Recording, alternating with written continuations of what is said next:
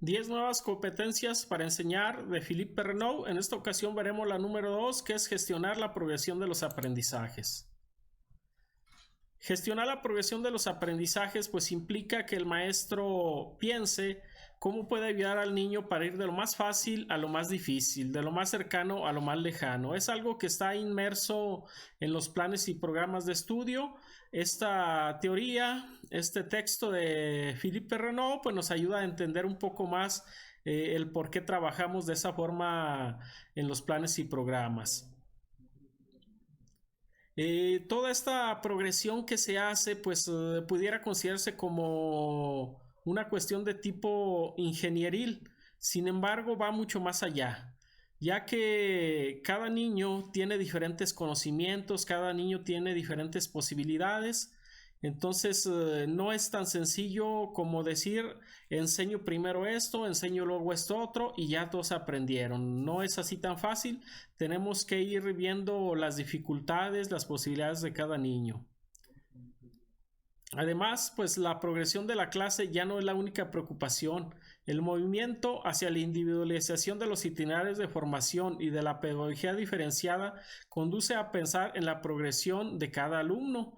Lo que comentábamos, cada niño tiene su nivel, su forma de aprendizaje, se ha desarrollado en una familia, en una sociedad con ciertas características que le permite aprender de una u otra forma. Esta competencia a su vez pues se divide en otras competencias específicas. Son 1, 2, 3, 4, 5 competencias que vamos a ir viendo. La primera, concebir y controlar las situaciones problema ajustadas al nivel y a las posibilidades de los alumnos. Es decir, tenemos que enseñar mediante problemas, situaciones problemáticas y a su vez pues ajustarlas al conocimiento que tienen los niños. Astolfi definió 10 características de una situación problema que vamos a comentar rápidamente. Primeramente, tiene que haber una superación de un obstáculo. Debe ser una situación de carácter concreto en donde el niño ponga en juego hipótesis y conjeturas. Debe ser un enigma verdadero que hay que resolver, en el que hay que emplearse a fondo. Debe ser algo en lo que no se dispone al principio de los medios para su solución, sino que se tienen que ir buscando poco a poco. Debe de ponerse en práctica los conocimientos anteriores o los conocimientos previos o las representaciones. Debe de promover el desarrollo de la zona próxima y todo esto que se constituya en un desafío intelectual y a la interiorización de las reglas del juego. Debe haber una anticipación de los resultados y de su expresión colectiva que precede a la búsqueda efectiva de la solución. También debe estar un debate científico en el interior de la clase. La validación de la solución y su sanción no la aporta el profesor de una forma externa, sino que resulta del modo de estructuración de la situación por sí misma. También debe constituir un repaso reflexivo con un carácter metacognitivo. Todas estas cuestiones debemos checar que se cumplan para que se dé verdaderamente esto, una situación problema.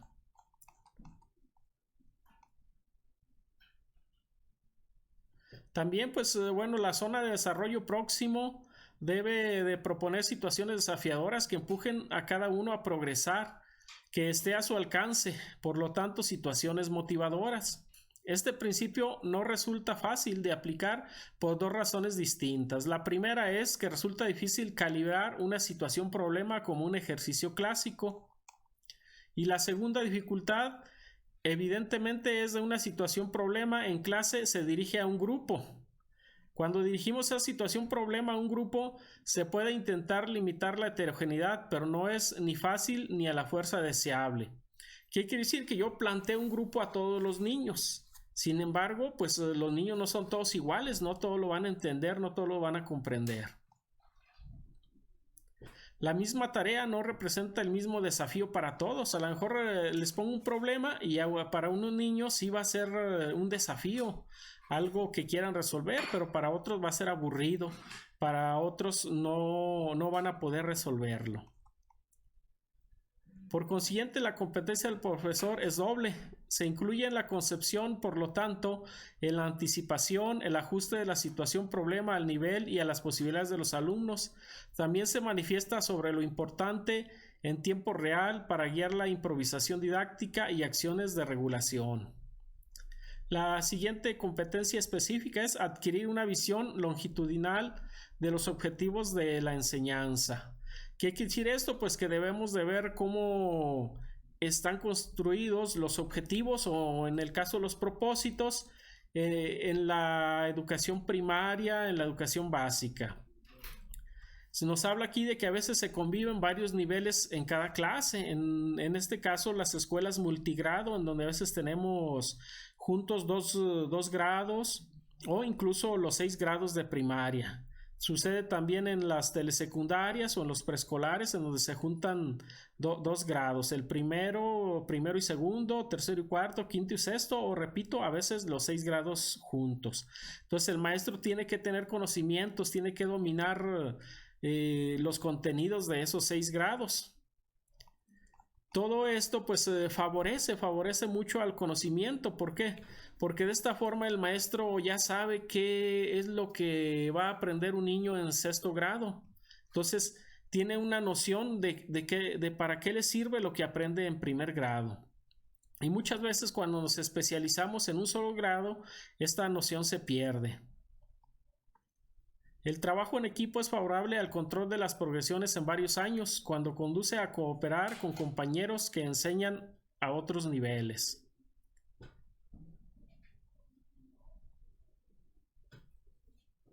Entonces todo esto pues nos lleva a que conozcamos todos los contenidos que se enseñan a lo largo de la educación básica o a lo largo de un nivel.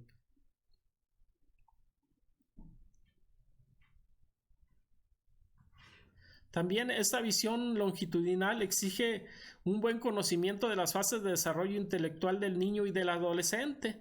Es algo que se estudia comúnmente en las normales.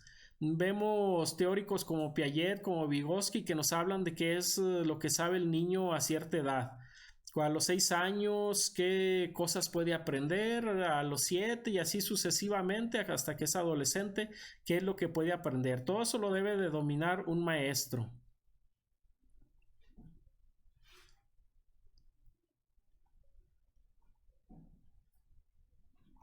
Bien, pues también desgraciadamente encargarse continuamente de los mismos años de programa, si es posible con la misma profesión o el mismo tipo de institución, conduce a una descalificación progresiva, lo que comentábamos.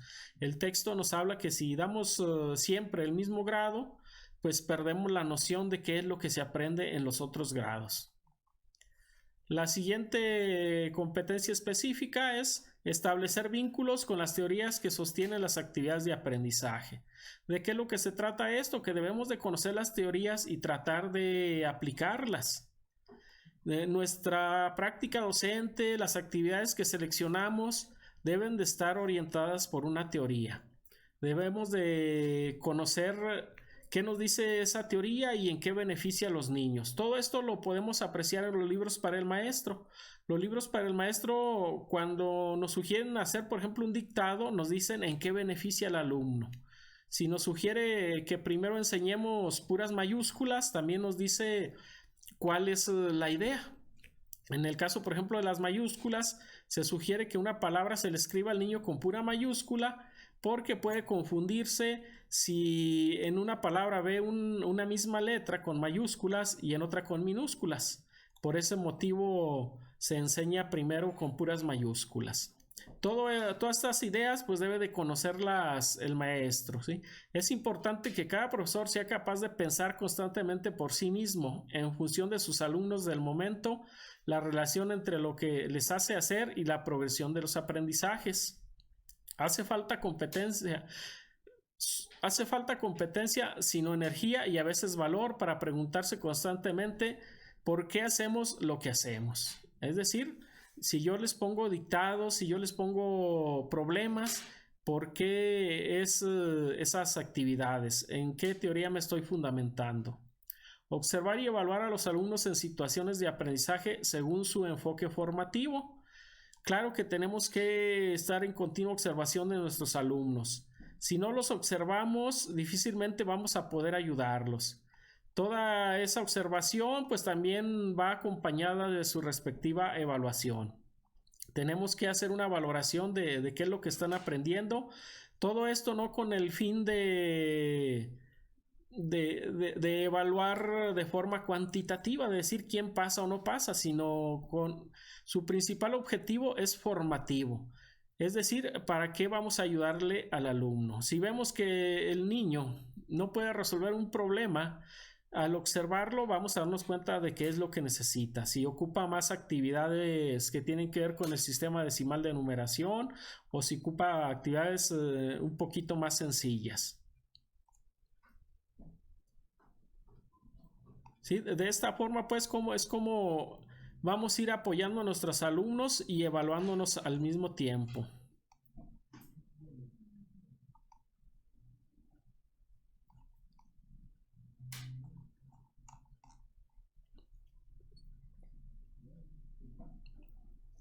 La siguiente competencia específica es establecer controles periódicos de competencias y tomar decisiones de progresión.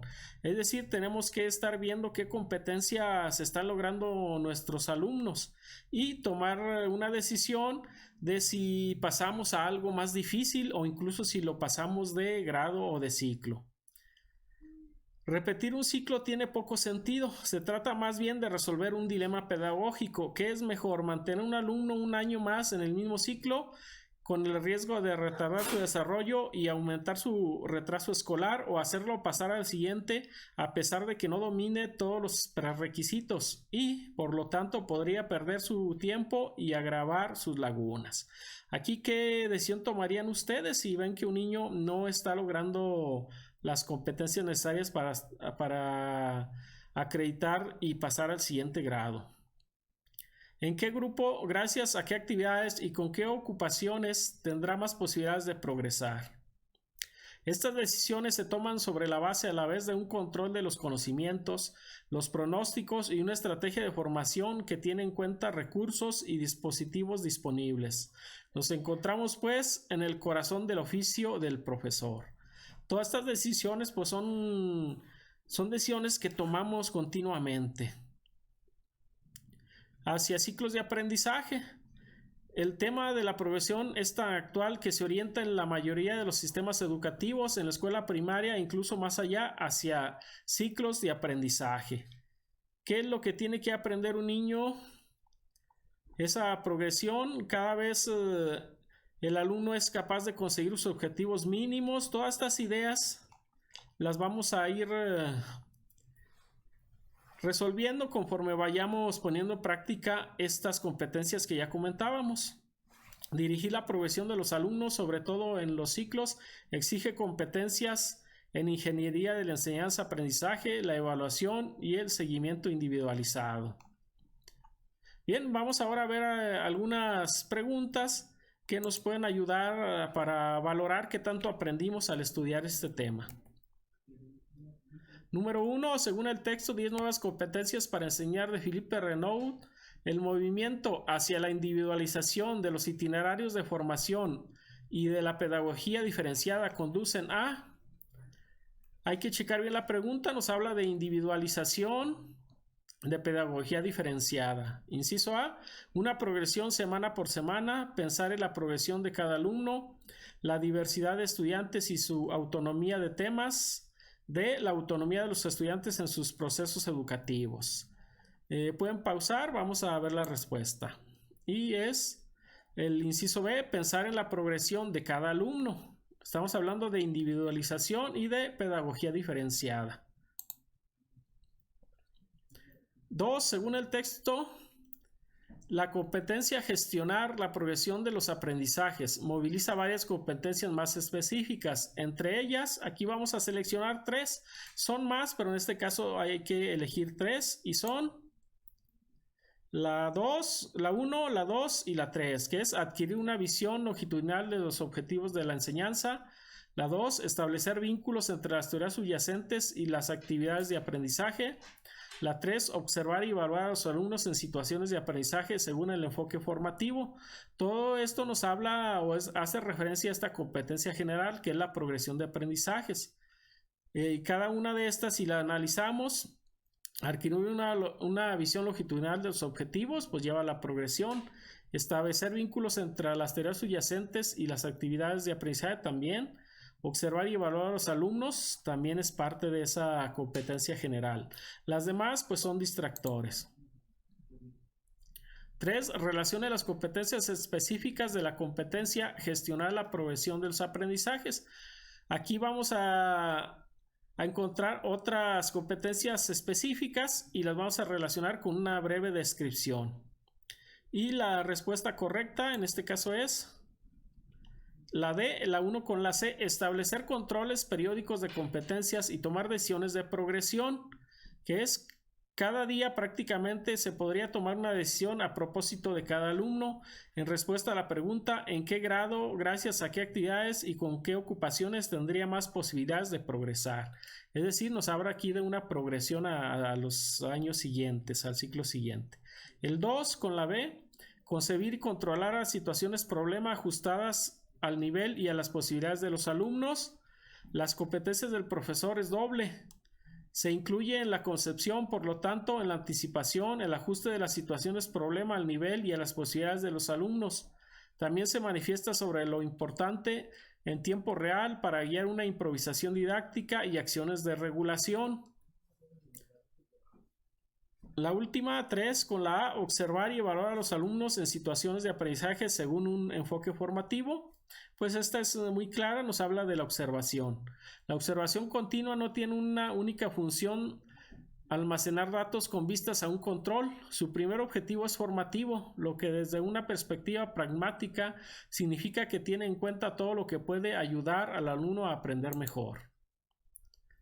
4. La maestra Jessica pide a sus alumnos que le dicten palabras que comienzan con el nombre de algunos niños de la clase. Escribe en el pizarrón con puras mayúsculas: María, maceta, manzana, melón, taza. Para evitar confusiones, pues algunos niños consideran que María no se escribe igual que maceta, porque gráficamente no son iguales. ¿Qué competencia específica está atendiendo? Checamos la respuesta y es establecer vínculos entre las teorías subyacentes y las actividades de aprendizaje. Es decir, está relacionando la teoría que le dice lo que le dice el libro para el maestro con las actividades que ella hace. 5. El maestro Eduardo hace una revisión de los propósitos y contenidos que se ven en educación básica y de nivel en el que trabaja, que es primaria. Estudia las ideas teóricas del libro para el maestro y las aplica al trabajar con sus alumnos, para lo cual diseña situaciones problemáticas ajustadas al nivel y a sus posibilidades. También observa y evalúa continuamente con un enfoque formativo. Según el texto, 10 nuevas competencias para enseñar de Philippe Renaud, ¿qué competencia pone en práctica? Aquí vamos a identificar las competencias generales. Inciso A, gestionar la progresión de los aprendizajes. B, implicar a los alumnos en sus aprendizajes y su trabajo. C, organizar y animar situaciones de aprendizaje. D, elaborar y hacer evolucionar dispositivos de diferenciación. Hay que checar todas estas ideas a ver con cuál de estas competencias las asociamos. Y la correcta es el inciso A, gestionar la progresión de los aprendizajes, que es la competencia que trabajamos en este video. Bien, de mi parte es todo. Les doy las gracias y los espero en el siguiente video.